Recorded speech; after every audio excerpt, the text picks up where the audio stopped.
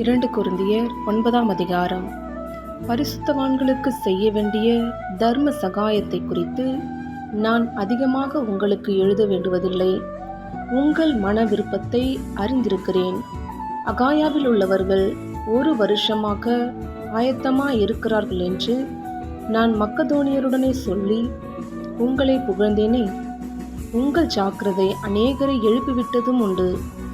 அப்படி இருந்தும் உங்களை குறித்து நாங்கள் சொன்ன புகழ்ச்சி இந்த காரியத்தில் வீணாய் போகாமல், நான் சொன்னபடி நீங்கள் ஆயத்தப்பட்டவர்களாயிருப்பதற்கு இந்த சகோதரரை அனுப்பினேன். மக்கதோனியர் என்னுடனே கூட வந்து உங்களை ஆயத்தப்படாதவர்களாக கண்டால் இவ்வளவு நிச்சயமாய் உங்களை புகழ்ந்ததற்காக நீங்கள் வெட்கப்படுவீர்கள் என்று நாங்கள் சொல்லாமல் நாங்களே வெட்கப்பட வேண்டியதாயிருக்கும். ஆகையால் வாக்குத்தத்தம் பண்ணப்பட்டிருக்கிற உங்கள் தான தர்மமானது லோபத்தனமாய் கொடுக்கப்பட்டதாயிராமல் உதாரத்துவமாய் கொடுக்கப்பட்டதாய் இருக்கும்படியாக அதை ஆயத்தப்படுத்துகிறதற்கு சகோதரரை ஏவி உங்களிடத்தில் முன்னதாக அனுப்புவது எனக்கு அவசியம் என்று காணப்பட்டது. பின்னும் நான் சொல்லுகிறது என்னவெனில், சிறுக விதைக்கிறவன் சிறுக அறுப்பான், பெருக விதைக்கிறவன் பெருக அறுப்பான்.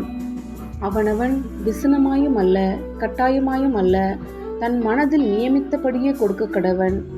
உற்சாகமாய் கொடுக்கிறவனிடத்தில் தேவன் பிரியமாயிருக்கிறார்.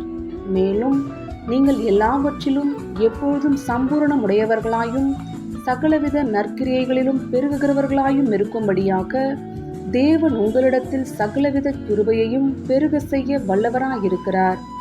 வாரி இறைத்தான், ஏழைகளுக்கு கொடுத்தான், அவனுடைய நீதி என்றென்றைக்கும் நிற்கும் என்று எழுதியிருக்கிறபடியாகும்.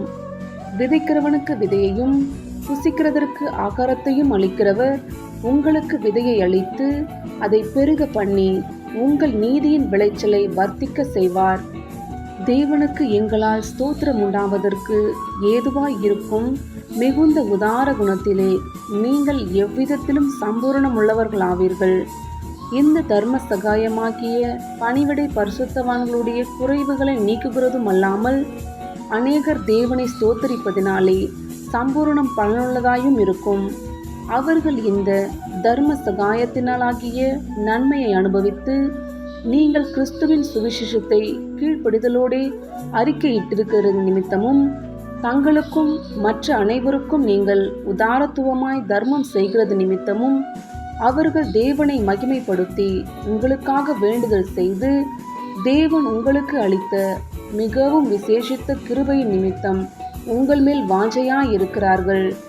தேவன் அருளிய சொல்லி முடியாத ஈவுக்காக அவருக்கு ஸ்தோத்திரம்.